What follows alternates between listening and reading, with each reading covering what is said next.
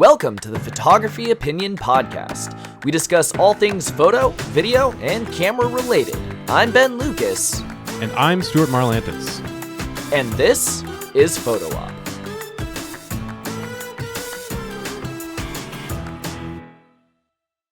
Welcome, everyone, to the Photo Op Podcast. I am Ben Lucas. And I'm Stuart Marlantis.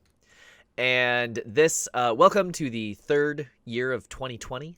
It is 2022. We are obviously still remote, but for those of you who watch on the YouTube channel, we have a special treat coming up in just the next week or two. It is going to be a feast for the eyes, so go check out the YouTube channel. What are we talking about? Today is episode 79, which is a weird one to start off because numbers don't matter anymore. What are we talking about today, Stuart? We are talking about the future of the industry. As it's a new year, this is a good time, I feel like, to talk about the future of the photographic industry, specifically around cameras. And Canon had a little piece of news for us. So the Canon CEO, Fujio Mitarai, I believe, probably butchering that. As good as mine. Fujio Mitarai. He said it is natural that mirrorless cameras will become the mainstream of digital cameras. Canon's SLR flagship model is known as the EOS 1 series, the first of which appeared in 1989. The latest model, EOS 1DX Mark III, released in 2020, will be the last model, in fact. So yeah, Canon is no longer at least making flagship DSLRs. That's true. They might still make lower-end prosumer DSLRs, but no longer making flagships. Yeah, I mean, that's interesting. From a factory perspective, that's probably got to suck. You have like all these giant factories built around making DSLRs, and you're like, all right, well, I'm going to throw all this away. So I imagine, like you said, they're all just going to get respect. They'll get respect. I have two feelings on this one. Mm-hmm. The first feeling is, no! Wait. Cue the Darth Vader noise. I'll put that in post. Cool. Yeah, so my first feeling is that because I personally hate mirrorless cameras, but I totally get that mirrorless cameras are the future, and like once you get used to it, it changes nothing. So like, who cares? Yeah, it's still the same tool, just slightly different particulars. Yeah. What do you think? I mean, I've been on the mirrorless train from the early days when mirrorless sucked a lot more. So I was an early adopter, and I've been kind of into it. So to me, this news is like a doy. No kidding. You know, Nikon's going, all mirrorless. Sony has been all mirrorless forever. Comparatively, Canon is now obviously going all mirrorless. Like, to me, it's like, yeah, this is where the industry is going. And mirrorless kind of used to be a little dodgy, and it's now very, very good. So maybe I just haven't used new good cameras, but the thing I hate about mirrorless is really the not being able to see a photo as I'm taking it. And I understand, like, you put the photo up to your eye and you're supposed to look through the thing. But like on my DSLR, I have it set up so that the screen goes blank when the eye sensor goes up, so it's not using battery juice. But it has a 2-second review of the last photo I took, and which is useful because sometimes I can take the photo, chimp at it really quick and be like, cool, we got it, moving on, next thing. But it doesn't do that in the eyepiece. I click a photo. There's the quick flash of the mirror, blocking my view, but the fraction of a second that takes, now it's done and I can keep shooting. Versus with the mirrorless ones, I get that 2-second review in the frame, and I'm like, the skateboarder's gone now. What just happened? Or I feel like when I turn that off, there's so much more of like a delay of like a black screen. Oh, that's been solved now in higher end. Has mirrorless. It? Yeah. Okay. Pretty much. Am I just using like the worst mirrorless camera? Yeah. So this is something that you still need to be in the higher end of the mirrorless spectrum right now. But yeah, that's removing the blackout when you're taking a photo is it is a solved problem, and it's just a question of how much money you want to spend to get a camera that has that problem solved. That'll eventually work its way down to more reasonable models, but that has been solved now, like many things. You know, one of the big issues that people had with mirrorless to start with, which is sort of related, is since there's no actual optical path through the lens, you know, it's all screens, the eyepiece is a screen, is that the screens were really low resolution originally. So people felt like, well, I can't really get a good idea of what picture of I'm like taking. depth of field, or if it's actually sharp. Yeah, and if it's actually sharp, because it's low resolution. And, you know, as time has gone on, those screens have gotten higher and higher and higher in resolution and a much faster refresh rate. You know, where you're looking at these little tiny screens that are doing, you know, like 4K resolution plus, you know, functionally, and 120 hertz plus refresh rate. So we're getting to the point where it is approaching the same optical clarity as an actual DSLR would give you. But yeah, we're only kind of just there, though. That's been in like the last 18 months. Really, that stuff honestly, I only have 2 complaints about my mirrorless camera. Complaint number 1 is for video, it's amazing. For photos, there's that I look through the eyepiece and I can't do it. And I see a lot of photographers shooting mirrorless, just like using the screen and holding it out in front of them. But like it might just be habit, but it's also the third point of contact that allows me to get a not blurry shot, sticking it to your face. Now I have 2 hands and a face holding the camera still. So I prefer using the eyepiece versus the back of the screen. And so that issue, just on my level of mirrorless, has not, I have not spent enough money, apparently. My suspicion is if you like got into the new Canon or Sony or Nikon mirrorless, you would be surprised at how similar the experience is to a traditional DSLR.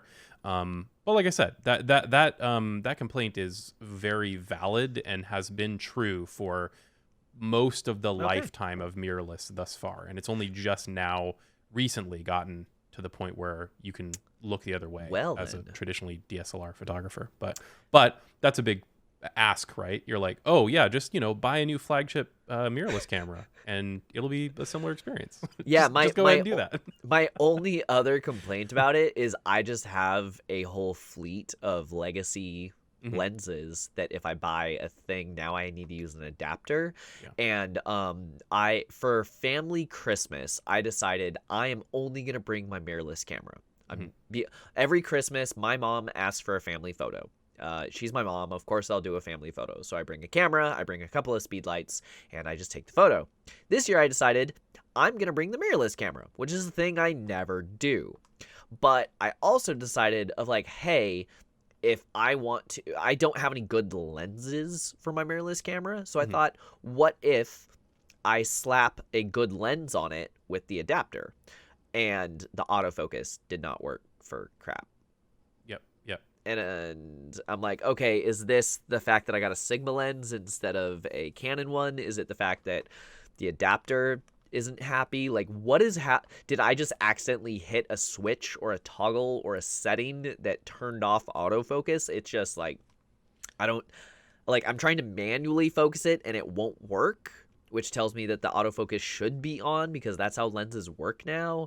But like, I'm trying to focus it and it says my parents are at infinity focus when they're like 8 feet in front of me, and like I don't. Yeah. And that stuff, I could not get a sharp photo of them to save my life. That stuff has gotten a lot better too. Both like within a brand, so like Canon's adapters from their legacy glass to their new mirrorless cameras. Nikon's doing the same thing. Sony has less of a problem with that, but only because the Minolta stuff that they had pre, their official Sony Alpha line was not super popular, so they didn't have tons of glass out there. But the adapter hardware and the interfacing between those lenses and the speed of all of that stuff has improved quite a bit as well. So it's still not perfect, but it's a lot better. That being said, that is definitely a big question mark of like, what do you do with your legacy glass? Like, do you try to start fully over, or do you hope and cross your fingers that you're not going to have any problems with adapters? But at least Canon and Nikon, I know, have been doing a lot to try to make that transition easier. But it's not perfect. The problem is, though, I actually don't really own any Canon lenses because they're too expensive. Well, I mean, like they're with their Oh, I know. lens mount. I know. But, Yeah. But yeah, they're spendy. Yeah. Well, this episode apparently has been rather pointless because all of my complaints are null and void. So, Well, cool. and really, this might be. But that's kind of a good thing in my opinion. Like this might be something. I think you are in the position that a lot of photographers are in, where you're looking the main hardware that you're using, your regular DSLRs that you've been shooting on for years, are starting to get older and older and older. And at some point, either it's going to be too expensive to fix, or you're going to save up the money to buy a new camera, and you're going to wonder, is this the point where I should try to cross over into mirrorless? And I would say, at least in the flagship tier now, you should be pretty comfortable going into mirrorless land and not worrying that it's going to be a bad experience. A few years ago, even, I would say that was much more in question, especially coming from Canon or Nikon. But now everybody is approaching a level playing field again. Sony is, in some respects, still out in front for video specifically, but as far as like a good stills photography experience, I feel like all of the major brands are starting to approach some amount of level playing field. So I would not be afraid of it anymore. If you're somebody that is not familiar with mirrorless and you're worried about it, I would, maybe still worry about it a little bit, but I would be less worried. It is a change. Like I don't want to tell people that it's not a real thing, that there aren't adjustments you're going to have to make. There will be some costs to switching, and there Mhm. will be some growing pains as all the kinks get worked out. But this is not a bad thing. No. No, I think definitely after this conversation, the next time one of my camera eats some concrete, I'll probably be looking at either an R3 or an R5. So yeah, there you go. I mean, this is where the other side of this, I feel like, is you can try to cling on to DSLRs as long as you can, but unfortunately unfortunately, this is the future. Mirrorless is the future. I mean, they already announced that they were discontinuing just a whole fleet of DSLR lenses, and that was in anticipation of, we're going to stop making the lenses because we're going to stop making the cameras. Yeah. It is really the future, and I feel like at this point, amusingly, like holding on to film might be more of a valid path than holding on to DSLRs. Like. It's just like a weird quirk, I feel like, of how the industry is shifting. I hate film so much, but that is a conversation for another day. But yeah, I think this is interesting. I don't think this is too surprising. It is, on some level, it's kind of sad. We had a 20 to 30-year time span where DSLRs were king, and it's kind of sad that we're watching that move on. But we're still going to... we're not at the point yet where phones are dominating. We're not at the point yet where we have, some new technology that's totally eliminating the entire category of DSLR style. Maybe my next camera will just be a medium format. Yeah, right. So I think this is ultimately a good thing. There are many advantages to mirrorless, and the disadvantages are starting to become infinitesimal. So I think this is a good thing ultimately, but it is there's some level of sadness to it. I was never super bought into Canon, so it's easier for me to be just kind of like whatever, but I was a Nikon shooter before I moved to Sony, and watching Nikon move away from their classic stuff was a little bit difficult. So I feel for you, Canon people. Nikon moved away from it, Canon's moving away from it. Sony were they ever even really? so they had their weird, like, their partial, I can't remember the name of it, but they had that weird mirror that was permanently installed, and it was partially transparent. So half of the image was reflected up into the eyepiece, and then half of it went through the mirror to the sensor, which gave it worse performance from a light gathering perspective. But it was just kind of an interesting design. I actually owned one of those cameras for a little while. and then sold it. It was fine, but it was one of those things where it's like, yeah, this is kind of technically impressive that you did this sort of translucent mirror technology, but it just was not that great in comparison to traditional DSLRs. Yeah. So they very quickly moved on from that standard to mirrorless, and then it took them a while to. It kind of feels like every knock it single out of the park. time I see a roundup of like, what's the best action camera? GoPro. Yeah. Every time it's like, ooh, but what about this $20 knockoff? Can it compete with the King? No. If you don't care about price and all you care about is what has the best optical quality, this is always the same answer. It's the exact same thing every time they come out with, can this new iMac compete with a build-it-yourself PC? No. Never. Dollar for dollar PC wins every time. That's how the world works. Yeah. You're Yeah, paying for and this convenience. but unfortunately with mirrorless, it's like, is mirrorless better than DSLRs? Pretty much yes. Nowadays they are. So If you as a have result, money. if you have money, as a result, the industry is shifting that way. So, we're gonna have to wave goodbye to DSLRs as we.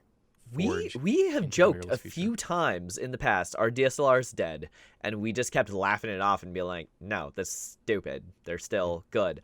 I think this is the year. Yeah. DSLRs are indeed. I will continue to shoot with the DSLR, and you'll have to grip it from tons my of people cold will. dead fingers. Mhm. But as soon as it stops working, like, yeah, I'm gonna have to start investing in mirrorless because that's where we're at. Yeah. So all the photographers out there, that's just the way it works. If you don't buy cheap garbage, apparently mirrorless is quite good. Yeah. So Don't be too afraid of mirrorless. There is green grass here on this side of the hill. Maybe not greener in some ways, but it's green. it's been watered. Yeah. So this has been a fun conversation. I think we'll have many exciting things to look forward to. Be sure that you check out the next couple of episodes because we have the fun surprise definitely on the YouTube channel. All of you in podcast form, thank you so much for listening. You're not going to be missing too much, but if you want to see our bright shining faces in a new place, then definitely check out the YouTube channel.